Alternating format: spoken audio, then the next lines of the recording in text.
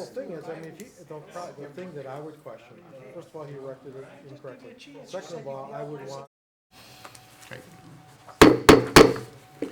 Good evening, board members and residents. I would like to call to order the regular board meeting and public hearing for Monday, June 24th, 2013. Will everyone please rise for the Pledge of Allegiance? I pledge allegiance to the flag of the United States of America and to the republic for which it stands, one nation, under God, indivisible, with liberty and justice for all. Thank you. Will the clerk please take the roll call? Yes, Mr. Brado? Here. Mr. Capral? Here. Mr. Swakowski? Here. Mr. Tominello? Here. Mr. York? Here. Mr. Witt? Here. Mr. Verkest? Here. Thank you. Next is the approval of the consent agenda, including the approval of the regular board meeting and public hearing minutes of June 10, 2013, approval of the bills in the amount of $632,998.62, and the approval of the May 2013 revenue and expenditures report. Make a motion to approve the consent agenda with the bills in the amount of $632,998.62. Support. We've got a motion by Mr. Tominello with support by Mr. York. Discussion, board members? Hearing none and seeing no public comment, all those in favor signify by saying aye. Aye. Those opposed? Motion carries. Next is the approval of the regular agenda. Board members, I did not hear any proposed revisions to the agenda. Make a motion to approve the agenda as presented. All right. Support. Got a motion by Mr. York with support by Mr. Swakowski to approve the agenda. Discussion? Hearing none and seeing no public comment, all those in favor signify by saying aye. Aye. Those opposed? Motion carries. Next, announcements. A couple of announcements. The Harrison Township Public Library is pleased to present our Macomb County Sheriff, Anthony Wickersham, who will be speaking on Senior Safety Thursday, this June 27th at 7 p.m. at our library. The discussion topics will include the dangers of identity theft, scam artists, and precautions to protect our homes when we're both at home and away. All are welcome. Registration is required either in person at the library, by phone, or via email. The phone number, 329-1261, or email librarian@htplib.org. And that information is also available on our website. Also, we've had a few inquiries as to the scope of work occurring in a couple of places around the township. The islands, the boulevard of Metro Parkway, just west of Jefferson, and you might have seen some similar work going on around some of the on and off ramps. The county secured a grant, I believe it was through SEMCOG, and the purpose of the grant is to explore ground cover other than grass, kind of a wildflower planting and something a little bit more native, a product that would deter erosion and require no mowing. So they're doing some test areas, and one of the areas is the section between east and westbound Metro Parkway, just outside of Lake St. Clair Metro Park. And the hope is that by installing some native plantings, they would actually have less cutting to have to do and better maintain the quality of that shoulder. So that's the idea. It's not a grant we're doing. It's being funded through SEMCOG and being administered by the county. So, They've done that along 696. It looks real nice. yep, different ways to kind of avoid that mowing and some of that. We also have the chairperson from the Harrison Township Environmental Committee here to speak, so we'll invite her up to the podium. Thanks, you guys. My name is Terry Landis, and as Mr. Verkest said, I'm the chair of the Environmental Committee. And this year, for our May cleanup, our Nautical Coast cleanup, we kicked it up a notch. We had a great time doing it, and by doing it, what we did this year is if you turn around and check out the board, I tried to make it easy for you. 5 sites were cleaned up this year. The Waterfront Park, the spillway, and then from the spillway, we took the bike paths around 16 Mile and cleaned up all in there. The water plant bay right there behind the water plant at Crocker and Jefferson, and our Riviera Street Bay was cleaned up. This time, for the first time, we collected outdated and unused prescriptions with the help of Brenda Pay from Frank's Pharmacy and Robert McDonald from the Health Department. We also had a recycling event for the first time where we got electronics recycling all combined and kept them out of the landfill, trying to do our environmental job. This is the agenda on how it broke down on the cleanup of our lake debris. The easiest part is to go down to the bottom right-hand side where it says grand total. We actually removed 36.12 tons of debris, which included, from the top of that same column, 9.51 tons of logs, 2.10 tons from people at Waterfront Park at the Harbor Club North. They participated this year, and the Water Plant Bay. We also had some tires, rims, milk crates, so I kind of put those as extras without including weight. And then our dumpsters, our Tucker Senior Center, we only got 500 pounds. At Riviera, we got 23,000 and 22,000. That gave us 22.91 tons. In addition, the Beautification Committee did a lot of work around the town and picked up 200 pounds for us. There was one tree left at the Harbor Club North. This year, we had an unusual situation. The Harbor Club North, with their small marina, was impacted by 5 huge logs that they couldn't get in and get out. Towboat US Lake St. Clair has helped us out for 2 years now, pull the logs in, and our crew at the end of Riviera cuts them up or disposes them and puts them in the dumpsters. They had one tree left at the Harbor Club North that they were waiting for help. Towboat US, you know, they were slammed into Memorial Day weekend, so they found a way to get it out themselves. Our last item, there was a tree in the middle channel right by Goose Bay that apparently is so huge that it can impact boaters going up and down at the same time in the middle channel. The last I heard, they were wrangling to get it into our community, but what that gave us the chance to do is I had the ability to connect with Thomas Knuth at Metropolitan Beach, now Lake St. Clair Metro Park, and Adam Lepp of the DNR and the Marine Division, the Sheriff's Marine Division. So they will now conservatively, in an emergency situation, take trees that are impacting the waterfront somehow. Again, an emergency situation, they don't want to be out there all the time. But if Towboat US finds one, like the one off of Goose Bay, they will agree to have it towed there because they have the men and the equipment to dispose of it, because we only have that opportunity once a year, possibly twice now. So we made a really good connection there, and again, we wound up with a total of 36.12 tons. So we did a pretty good job there. Our group participants, the Mount Clemens Boy Scout Troop number 371 is actually affiliated with Chuck Belmore, the utilities director of the city of Mount Clemens. He had his own group this year who worked with that Boy Scout troop and cleaned up their water plant bay. The Civil Air Patrol cadets from the 176th Selfridge Composite Squadron has been a regular now in our cleanup. Mike Foltz, their commander, suggested that this year they got further and got more done than they ever had. The Sea Cadets from the Tomcat Squadron posted the colors for us. This year we had 11 Tomcats there, all in white uniform. And next year they're hoping that they can work with the Civil Air Patrol cadets to help us with more of the cleanup.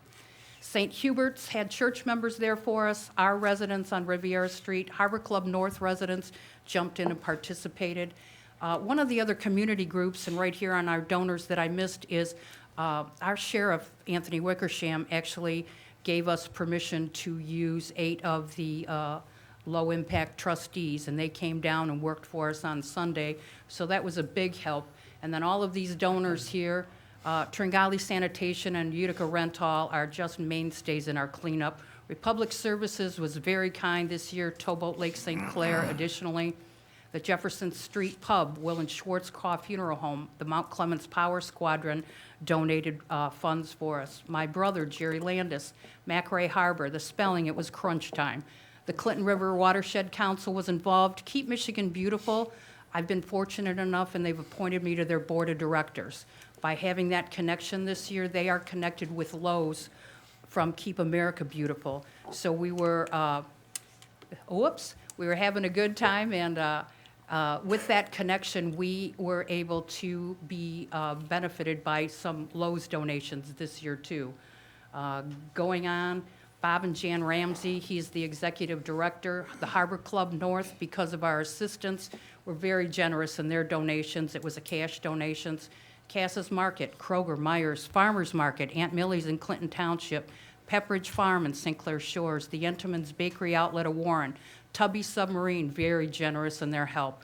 Value Center, the Sandbar, Lowe's, the Five Star Embroidery, Ivy Productions, they're right here in our community too. Competitive Edge, Mid-Michigan Recycling, TP Inc., what a godsend. And the Riverboat Ramblers played for us after our Sunday function. It was a great event. Everybody has volunteered to come again. We're going to do another cleanup on September 14th, which is a Saturday. What I'd like from our board, if possible, is if we could really start to work on electronics recycling.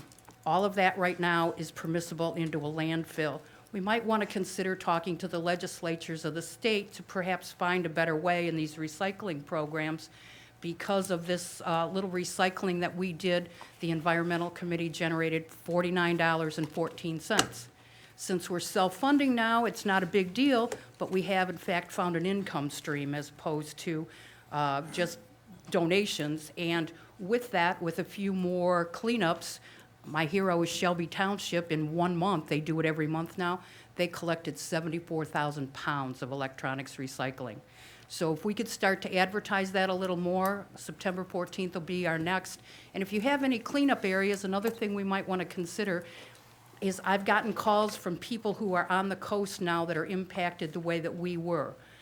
Because they don't have the manpower or the equipment to get it out, there may be a way that we can help them, but I can't keep volunteering my crew and have our crews pay for the equipment all the time. So if there's a way that we can better facilitate that for the people on the coast and help make that a better place, because while cleaning up Lake St. Clair Metro Park is a good idea, you know, the smell is still all around because it's outside of Lake St. Clair Metro Park where the impact is. So I'd appreciate any thoughts or any way you could help us on that. Come on down next year at 36 tons. We're sure we'll break 40 tons next year. Appreciate all your time. Thank you for the support. Have a great evening. Thank you. Thanks, Terry.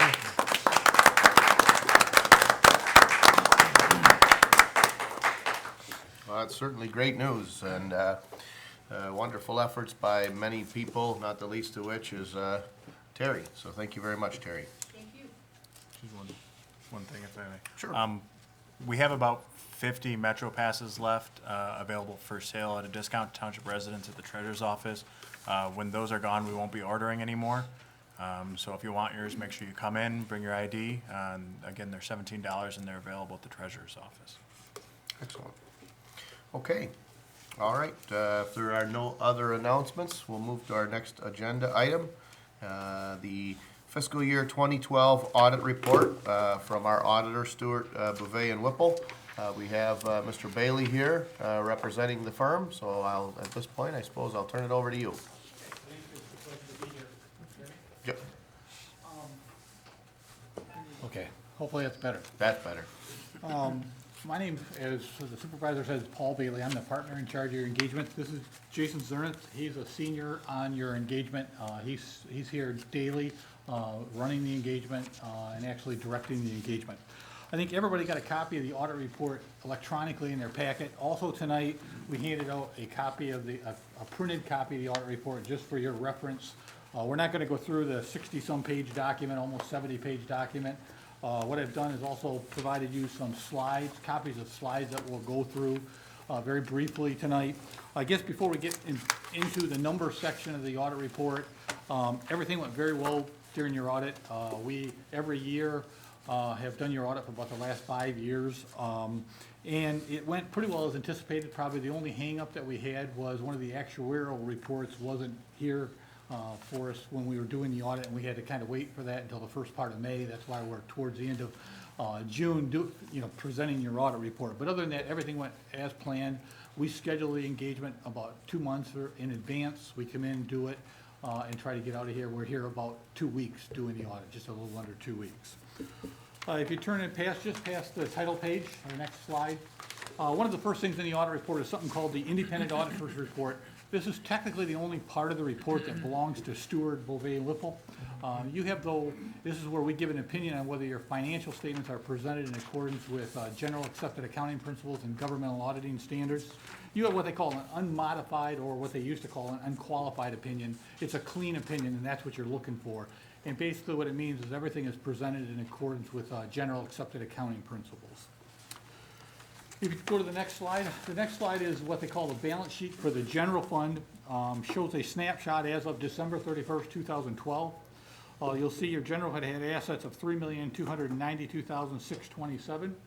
You had liabilities of $311,088, which left a fund balance or a carry forward into the next year of $2,981,539, and we'll talk more about that as we go. The next slide is still on the general fund. It's called the Statement of Revenues, Expenses, and Changes in Fund Balance. It's basically the operating statement. Your general fund took in $2,851,000 of revenues. You spent $2,785,086.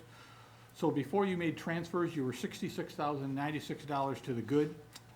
The general fund this year made some sizable transfers to other funds. Total transfers out was $474,257.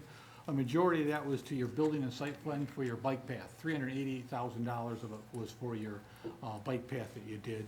Also, you transferred just under $62,000 to your building inspection fund, and $24,000 to your police fund, because the millage wasn't quite enough to keep it in the black there. So that was your transfers.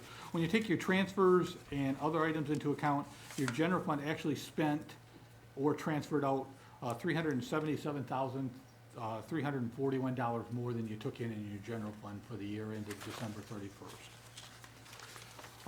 What we do next is kind of give you some pie graphs to kind of give you an idea where the general fund revenues come from.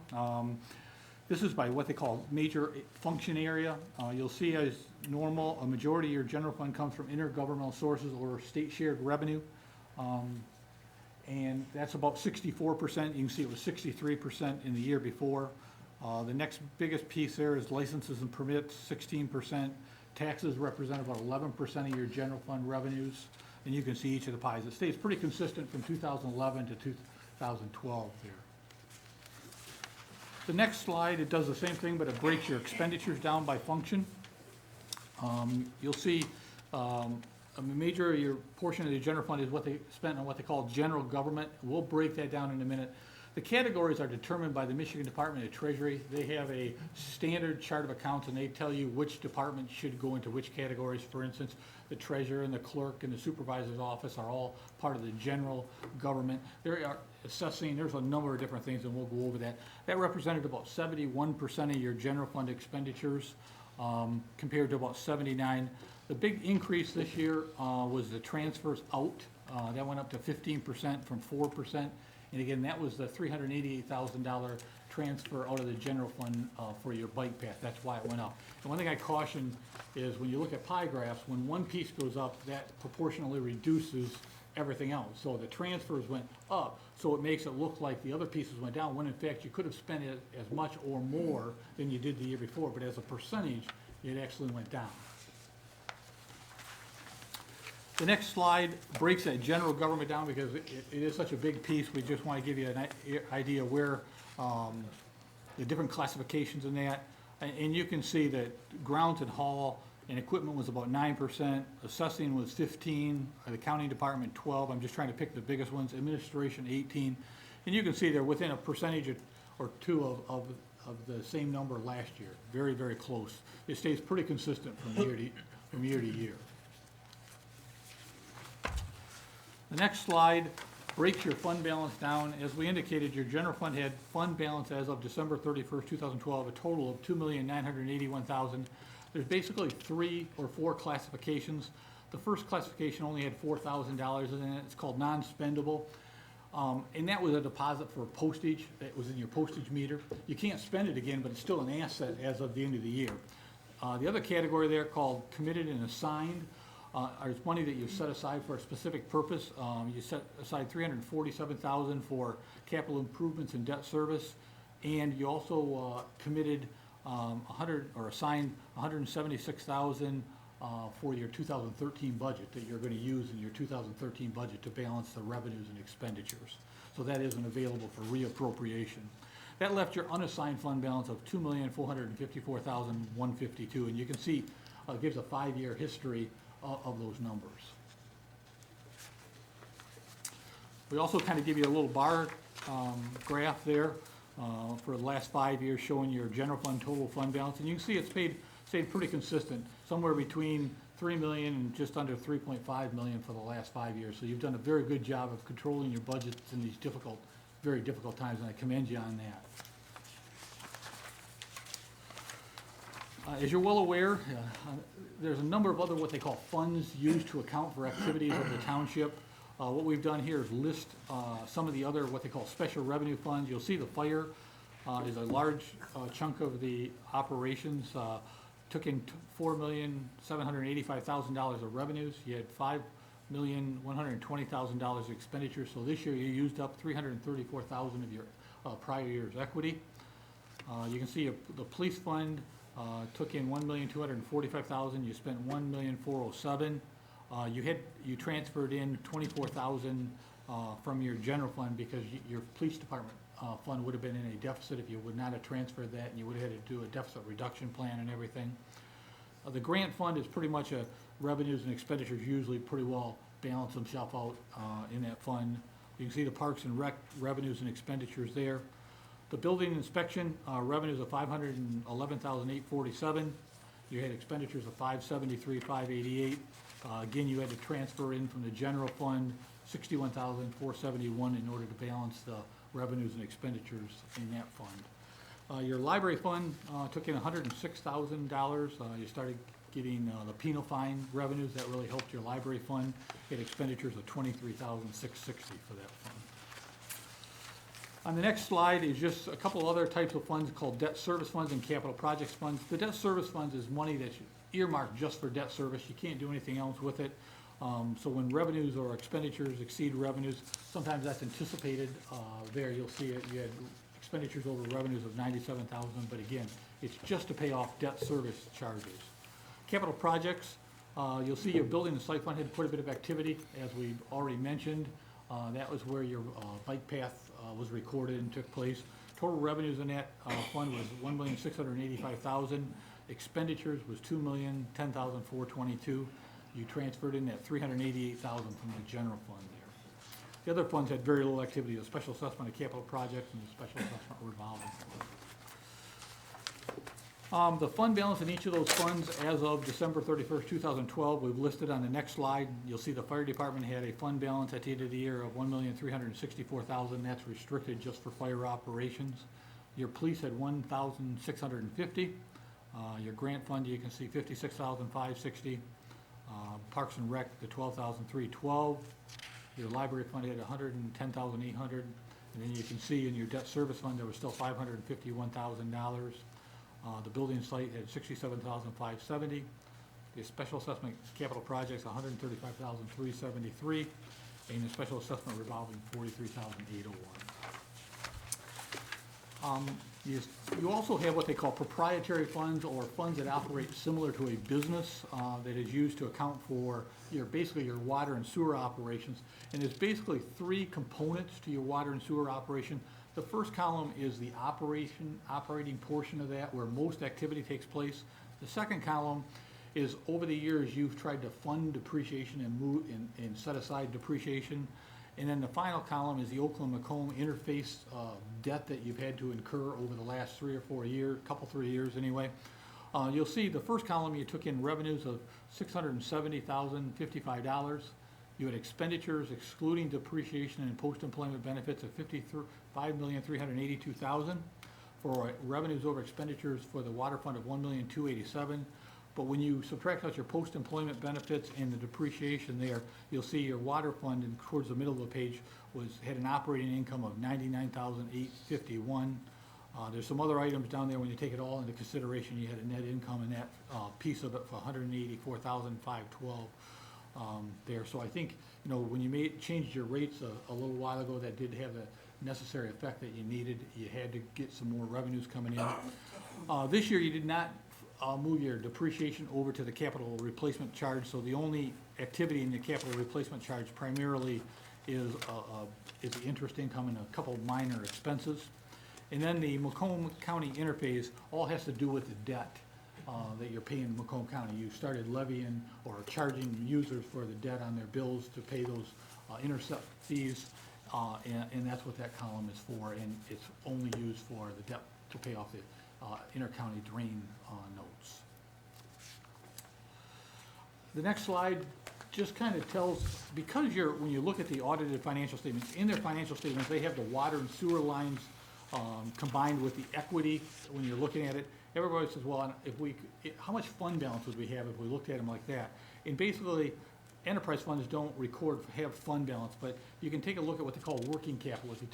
If you took all your current assets, items that are either in cash or will come into cash within a short period of time, and you paid off all your short-term liabilities, how much would you have left over? And you'll see the first column, your water fund would have about $4.3 million. Your capital replacement would have $647,000. And the Macomb County would actually be in the hole, but that's just because of a bond issue that they owed shortly after the start of the year. But you had enough money to pay that. There was no problem there. Also included in your report are your pension funds on the next slide. You have your Fireman's Pension Trust Fund, the Employees Retirement System Trust Fund, and the Retiree Healthcare Fund. And what we have here is, you can see the additions, the contributions that went into that, the investment income of each one of them, and so forth. The Fire and Pension Fund actually had a net increase in assets of $369,071. Your Employees Retirement System actually went up $514,262, and the Retiree Healthcare went up $251,536. So they were all more revenues or more additions than there was taken out of them for the year. Investments had a pretty good year. The next slide there,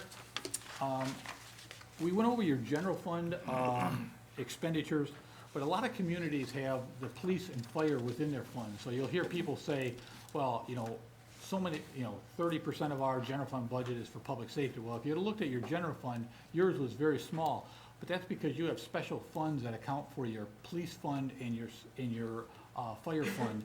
So what we've done here is try to take a look at the township as a whole. If you look at your budget this year, you spent 38% of your total township expenditures on public safety. That's compared to about 41 the year before. And again, remember, because we did the bike path, that kind of skews, you know, that's a capital outlay that added $2 million to your expenses, so it does decrease some of the other pies. The next largest chunk is the water and sewer expenditures, about 30%. Your capital projects went from 1% in 2011 to 11%. Again, that's the bike path.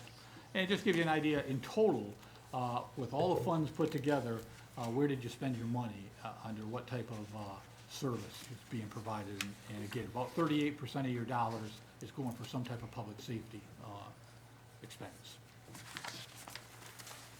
Any questions on the numbers?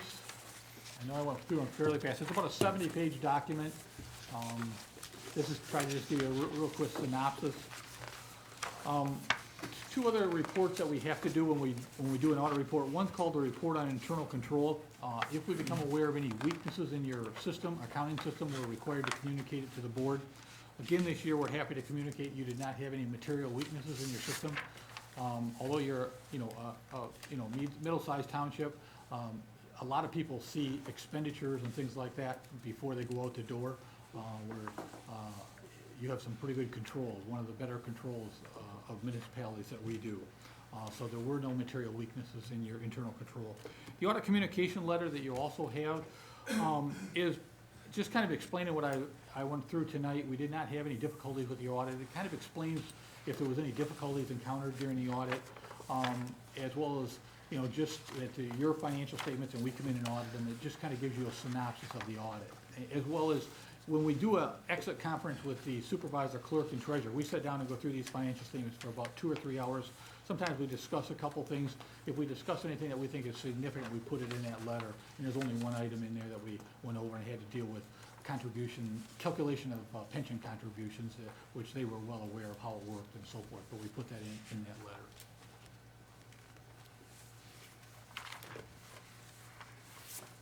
Questions?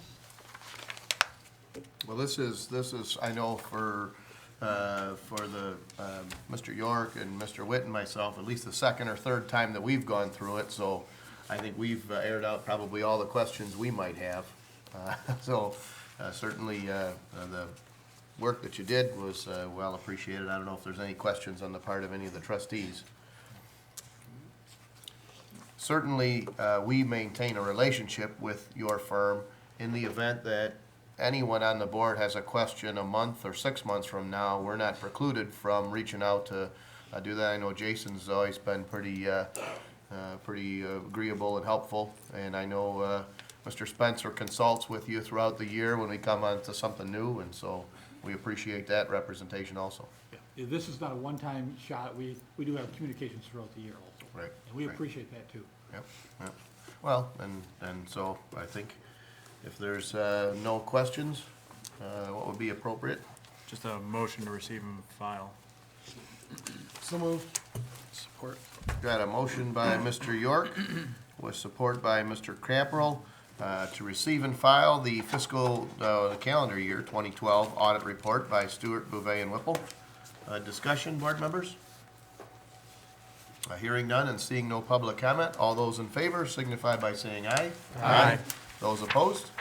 Motion carries. And again, thank you to both of you and to your firm for the work you did for us. Thank you. It's a pleasure to work with you. All right, next on the agenda, item C, special assessment districts. Mr. Witt?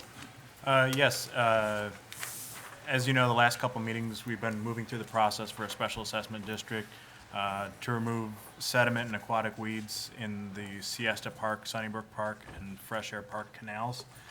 After the last meeting, we sent out notices for the second public hearing, which we'll be beginning here in a second. And the second public hearing is for individuals who wish to comment on the assessment role specifically. If I could ask if anybody does come up and would like to comment on it, if you could please give me your name and address so it can be reflected in the minutes that you spoke to this item. So, but I guess at this time I'd make a motion to open the public hearing number 2 for special assessment district for Siesta Park, Sunnybrook Park, and the Fresh Air Park canals for accumulated sediment and aquatic weeds at 7:35. All right, we've got a motion by Mr. Witt. Is there support to open the Support. hearing? Support by Mr. Brado. Discussion, board members? Hearing none and seeing no public comment, Mr. Witt, will you take the roll call, please? Yes, Mr. Witt, yes. Mr. Brado, Yes. Mr. Capral, Yes. Mr. Swakowski, Yes. Mr. Tominello. Yes. Mr. York, Yes. Mr. Verkest. Yes. All right, so now is the point in the meeting where we open the floor for anyone who would like to voice any comments they might have regarding the project.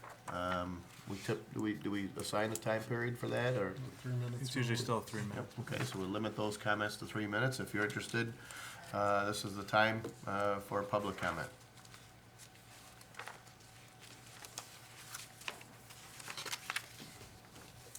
Hi, I'm Ginger Koss at 38176 Jefferson Avenue.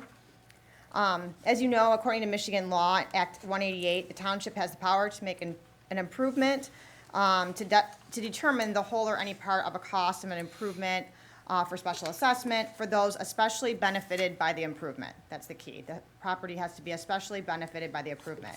According to the township and the paperwork we received, the canal improvement will consist of removing accumulated sediment and aquatic weeds in the 20-foot center of the section of the entire 3,963 linear feet of canals in this district. However, unfortunately, according to a information meeting on January 24th, a representative from Sediment Removal Solutions, who is the company that they are contracting with to do this project, acknowledge that the portion of the canal in front of our property, which again is at 38176 Jefferson Avenue, was not assessed in the cost estimate. The contractor said, and that, they did that estimate back in August of 2012.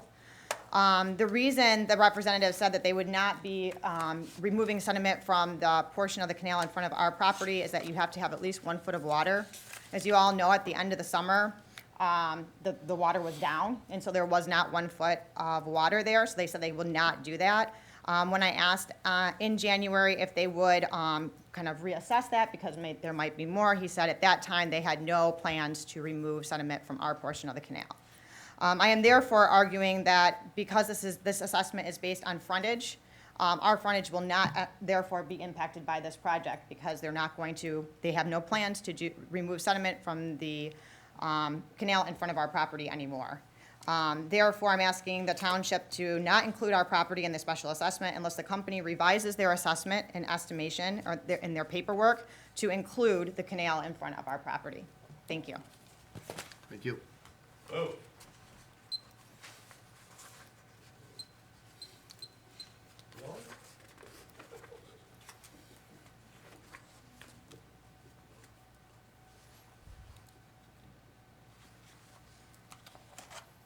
Seeing nobody else, Am I in public comment? I'm not from the, I don't think I'm from the district.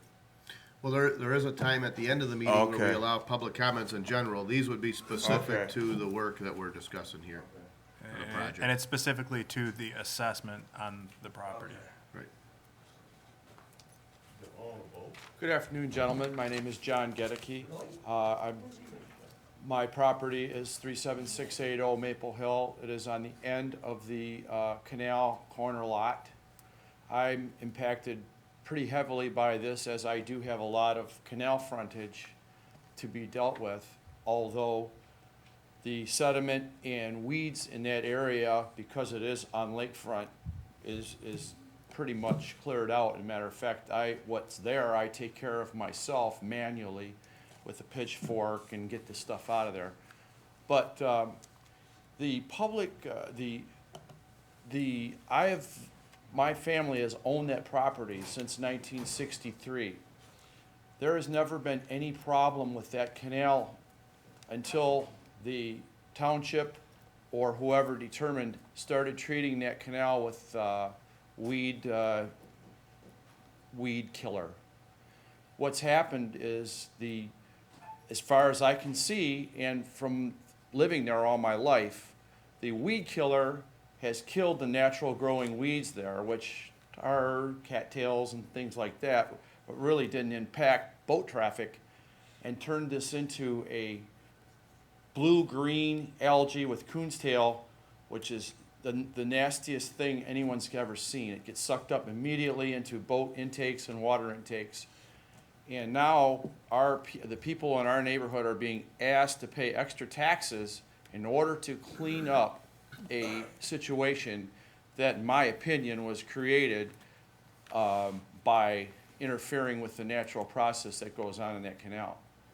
So I'm concerned about my taxes. The economy of the time is difficult, and this increase is not welcome. But I realize that the people in the neighborhood, and I'm included in that, have not been able to use their watercraft. The values of our property is reduced because of this, but it was not a situation for 60 years that we've owned this property until they started treating the water for weed remittance with chemistry and chemicals. They would come by 2 or 3 times a year and put copper sulfate and other chemicals into the water. And I firmly believe that this problem that we have in these canals are now as a result of man-made interference with the natural process that those canals have. Other than that, I don't know what else we can do other than just bite the bullet now and try to get it cleaned up. But it's very upsetting to see, and as having grown up there all my life, I have never seen anything like what we have going on there now. Thank you. Thank you.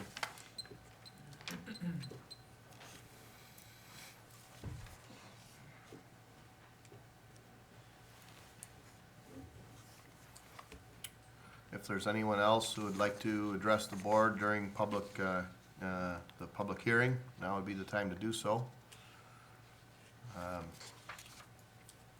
Otherwise, if there is no one else that would like to speak during the public hearing, we'd be looking for a motion to close public hearing number 2. So moved. Support. Got a motion by Mr. York with support by Mr. Swakowski to close the public hearing at 7:42. Discussion, board members? Just real quick, and I've sat on the board for, what, 8 years now? I don't believe, sir, that the township is the one putting, I figured we'd address it after Oh, I'm we close the sorry, public hearing. Yep. killing the weeds. Yep, I put a note to address Yeah, it. I don't believe that was us, just so you know. Yep. But I'll look into it. I'll try and find out, who's doing that. It might be the homeowners association, themselves, doing a weed killing program. I know some of the other canal owners throughout the community do, treat for mosquitoes or weeds and things of that nature.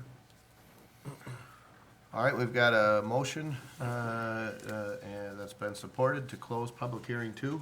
Any other board comments? Hearing none and seeing no public comment, Mr. Witt? Yes, Mr. York, Yes. Mr. Swakowski, Yes. Mr. Brado, Yes. Mr. Capral, Yes. Mr. Tominello. Yes. Mr. Witt, yes, Mr. Verkest. Yes. Thank you.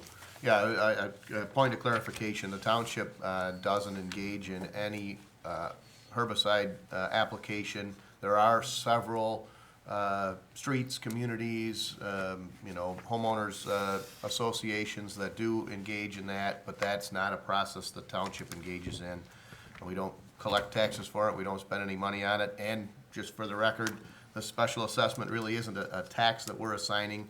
It is a self-motivated process that those homeowners have done, so the township kind of acts as a fiduciary, but we in a sense, sort of don't really support it or oppose it.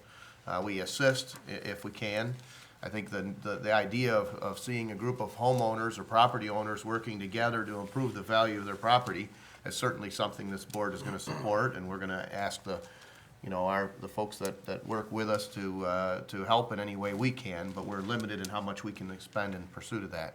I did kind of have a question.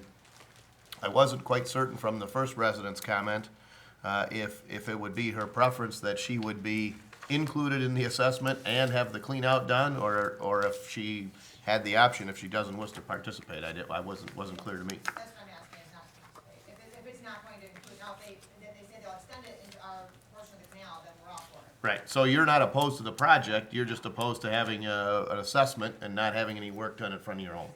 I gotcha. Well, Okay. that should never happen. No, it's, That should never happen. If you are part of the SAD, you get work done. We actually have I don't know if you want to take a look at this, I can bring it out, but it has all of the names of the people that are included. Mr. Witt?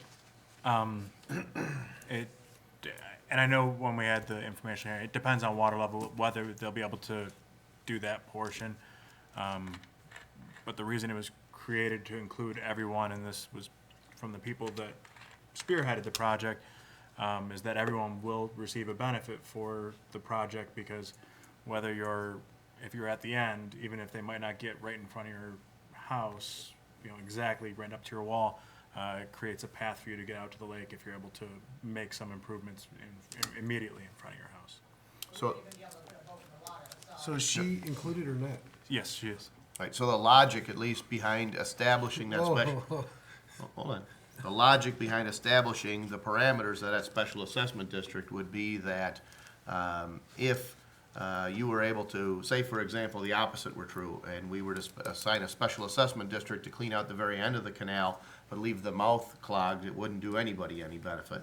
But say in the case of some neighborhoods where they might clean, where there's shoaling at the mouth of the canal where it enters the lake, the theory at least would be that everybody that lives on that canal would benefit by that shoaling being removed.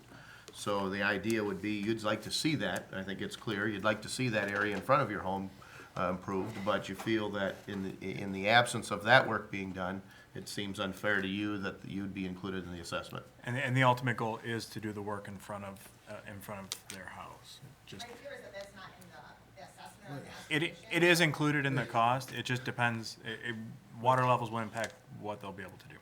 The actual final cost is not predetermined. In other words, for example, I know at the last meeting, one of the things discussed was cost for removal of contaminants, and they said they've included that. So for example, if after the project was done, they found that there was no contaminated soil, the actual cost of the project would be lower and the assessment would be lower accordingly, Yes. correct? Okay. Oh, if I'm hearing this correctly, this lady here lives at the end of a canal, and there's not enough water to put a boat in. They're not gonna do any work in her canal, but yet she's gonna be taxed on an SAD as if she's getting a benefit of having a boat in the water that can go down the canal and into the lake. This I'm project. sorry, hold on that one just second, lacks common sense to me. The project is not removing any sediment from next to anybody's seawall. So there's significant amount of people that cannot get a boat in because of that material next to their wall. This project is creating a path down the middle of the canals. It's not removing anyone's boat wells, it's not cleaning out under Okay. anybody's hoist. not going in the middle of my canal. The, It's the, a canal in front of our property. and again, it depends on the water levels, if the intent is for that to be done. Yeah, I don't know what the situation is down there. You What's know, the water level levels, now? they go up and down, sometimes it's dry. They're actually And as a not- matter of fact, some of the canals, the county calls them a drain. It's not even considered a canal, because I've already been down that road. What is your water level now?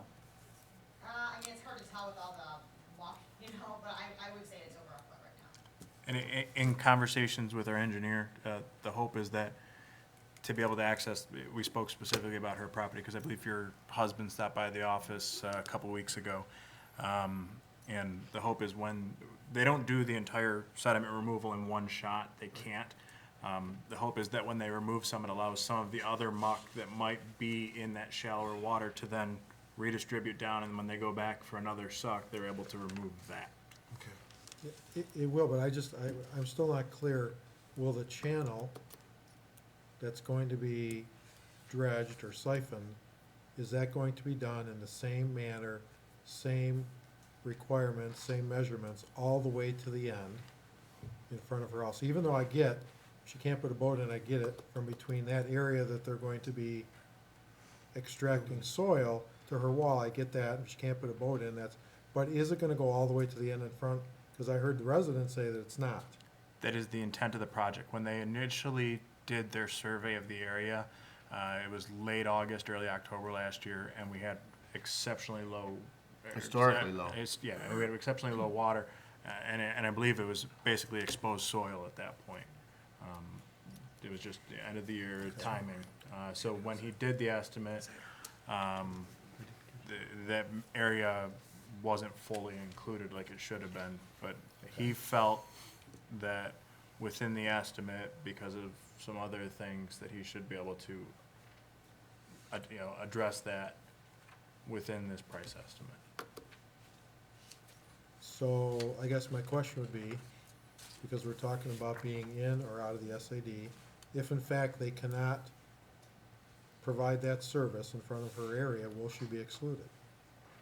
The district is already set by this board. We're not. So the answer to your question would be no. The special assessment district has been established, and the perception based on the way it was structured was that everybody in that district would benefit from cleaning that out, and that every attempt would be made to clean down the entire system. I'm not telling you what I'm for or I'm against. I'm answering your question.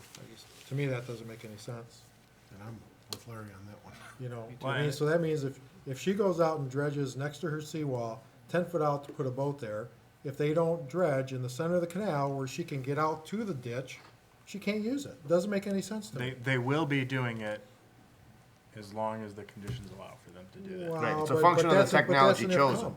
It's as much a function So of if the we tech. don't know, why would we include her? I just don't get it. Yes, I mean, What's that? I'm just wondering if I could help. Yep, hold on. Yep. Mr. Who? You know, it is analogous to a situation where you own property on a road that's not being improved, but you go down that road to get to your house, you can be assessed. I own property that has happened. Our road's not getting improved, but a road we drive down to is getting improved, so we're gonna be in the district, so. The view is that there's a benefit. If the situation that you're concerned about happens, that, there is no benefit, the remedy, and she's in the district, the remedy is the Michigan Tax Tribunal takes her out of the district. Yeah. So it's not, if you get to the end and and this problem has occurred and there's no benefit, there's something that can be done about it. I think with a situation like this, I can see why you're struggling, because it's hard to say now in or out of the district, because you don't know what the conditions are gonna be.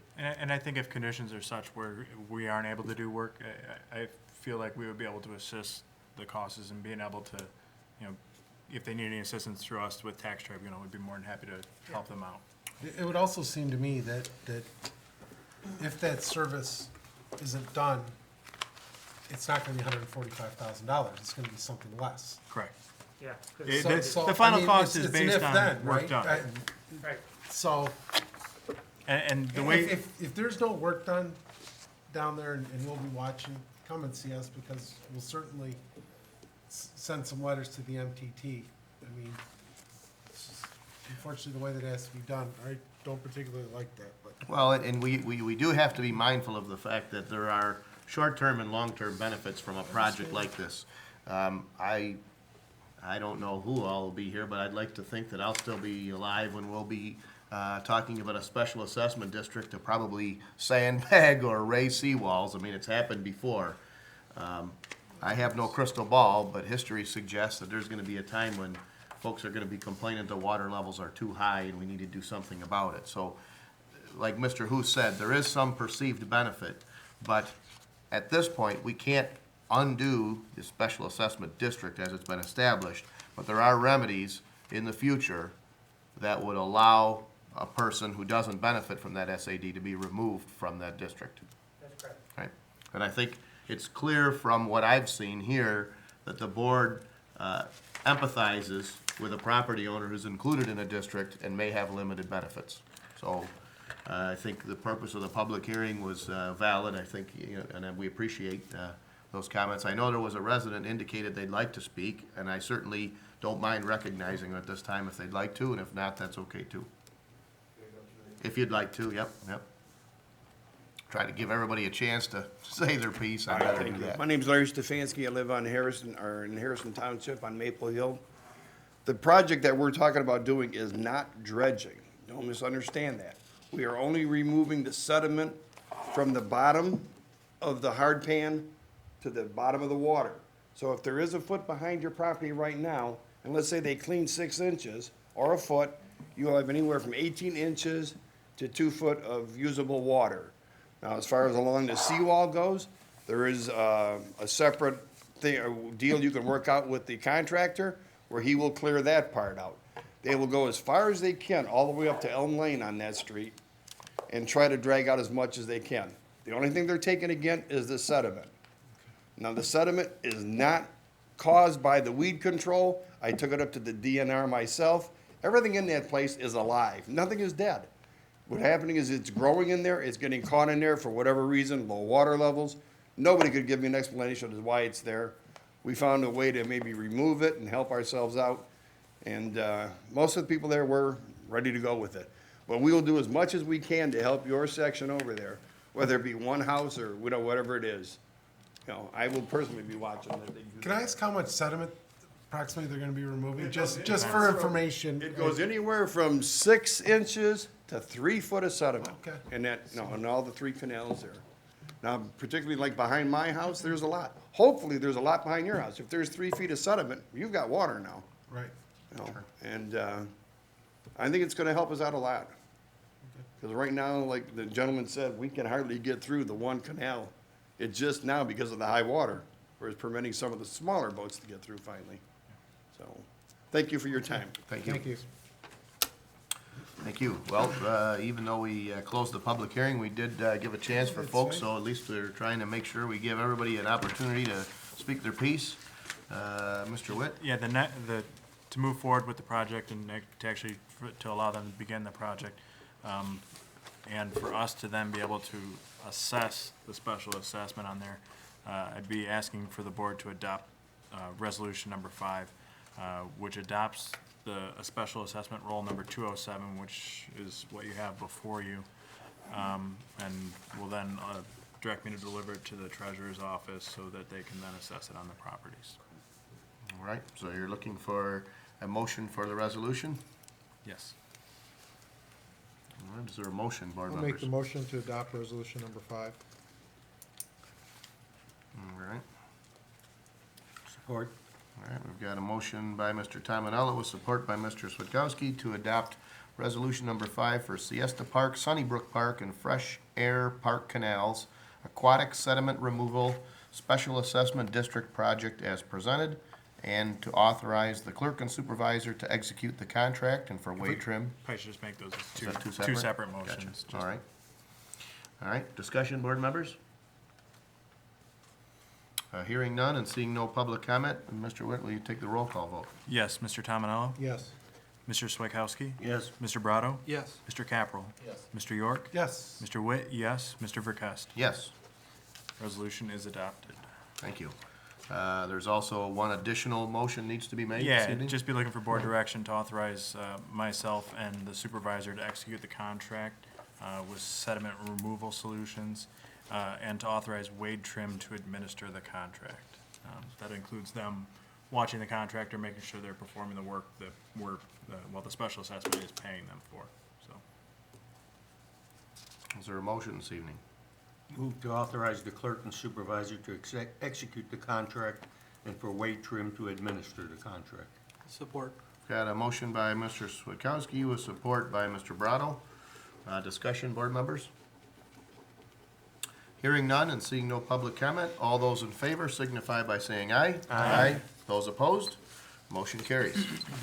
All right, just for reference purposes, Mr. Witt, where do we go from here? Is this official, or is there any more hearings? that No, we're gonna that would be the last, hopefully, that the board has to deal with. Well, I just meant, just for the residents' sake, Yeah. they can count on, Yeah, we'll be in watching the contact, Tigers we'll be in two contact weeks. with the contractor and, hopefully, as soon as he can arrange for a crew to get out there. I know they've already been trying to line up that time frame, given where we were gonna be. So hopefully they'll be able to begin soon. All right, okay, good. All right, well, thanks to all the residents who came out to express their concerns and support or whatnot. Next on our agenda would be public comments. At this time, we'll open the floor for any general public comments with a 5-minute limit. So I know one resident had indicated they wanted to address the board. This is that time when we allow for general public comments. Okay, all right. Are there any other public comments? We'll move it back to the board then. Any board comments? Yep, please address, yep, no problem. Come on up. You can talk about anything you want. Well, where you can tell me where I would start. Well, how would I go about seeing about getting that bike path continued through the area of Jefferson from Cracker to where the sidewalk stops, approximately just past Elm Lane, where, you know what I mean? There's nowhere for them to walk, nowhere for them to ride the bike, and I've only been in a township 3.5 years. I've seen probably 5, 6 people either be killed or seriously injured because there's just, we've got bike path going all the way to Sterling Heights, but we can't get from 16 Mile in Jefferson to Cracker in Jefferson. Halfway you can, but where would I start to see about getting that finished? Sure. So I'll answer that if that's the. Yeah, that's my question. Yep, How do sure. we go about, is it something where you get a petition and you go through the neighborhood? I Yeah. think it's something that seriously needs addressed. I don't know that historically any of the bike paths that we've done have been special assessment districts, and that's where a petition process normally comes in. Right. Certainly citizens at any time can, band together and say, well, this is something we really want. Specific to the history of where the paths have been placed, I'm gonna say going back to about '07 or '08, the township received the grant. Like '05 is when we started that. So it's through grant money that the paths Yeah. are approved. 2005. I'm trying to think of, well, no, I would, The grant was originally applied for in '05. okay. 2005. But either way, so let's say we go back 6, 8 years, what have you. The point is somewheres around, I think it was '07, we received a federal grant from, through Congresswoman Miller. And that grant, I think with the grant as well as our match was somewhere around $3 million that we had to spend. Okay. A committee was formed. I know Mr. Caprell served on that committee, and I did as well. We looked at a master plan of all the places where we'd like to put paths. We also have an agreement with the county to participate in their master plan. Right, Which you right. mentioned was the path that runs along Metro Parkway. The intent is to take that traffic northward to Chesterfield Township at Hall Road and Jefferson to be a part of a loop. Right, So, I right. think that's great. This is a safety issue that, you know. Absolutely. Well, the issue being that, as we've looked at the paths, certainly the areas where we've added the paths improve the safety in those areas. So of course, I mean, someone in another neighborhood says, well, I don't care about that area, what about my neighborhood? I mean, sometimes people are kind of cynical that way. Right. So when we looked at all of those areas, we tried to look at which paths, number one, serve the greatest number of people. You know, Right. what distance do people have to ride, maybe say on the shoulder or walk to get to a path? And one of those areas, certainly like you said, between Crocker and Metro Parkway along Yeah. Jefferson, Yeah. the cost per mile for a path compared to the number of people that you serve, it wasn't necessarily where we looked at Right. spending our first dollar. So that isn't, Right. that isn't to ignore the desire of any one neighbor. The paths that we've done so far have been over, but we just heard $2 million for the Right. work that we did last year. Right. So certainly, we're all for more paths, but at this point, and economically, I don't It's know that not we've got feasible. the extra funds where we can just go out and say, let's throw in a couple miles of path. Right, and I understand that, Right. but where would basically, I gotta start out looking for more grant money. And which Bring is the more same money thing to we're the doing. township. Right, yeah, our pockets are limited to say we're gonna put in large sections. There's little Right. areas where we might be able to connect a sidewalk here or there, but Right. in the area that you talk about, It's the a other. it's a pretty significant distance. It is, and the other issue that comes into play is actually right of way. Just in the path work that we did last year, some of the area along South River Road and Right. at the south end of the township along Jefferson, unfortunately Harrison Township is a much older community. Right. So when you look at where the right-of-way line is, when you go up into Macomb Township, they took a 500-acre farm and just laid it all out nice and neat. The oldest home in Harrison Township Right. was built in 1784. Right. So everybody's property line varies so much that in some places, we had to literally buy land Just to from, be able to put the path just to through. be able to put a pathway through. And that's one of the challenges we face as well. Okay, So, thanks. yep. Back to the special assessment. Yes, sir. There is a section on Maple Hill that belongs to Harrison Township, which it's caving in.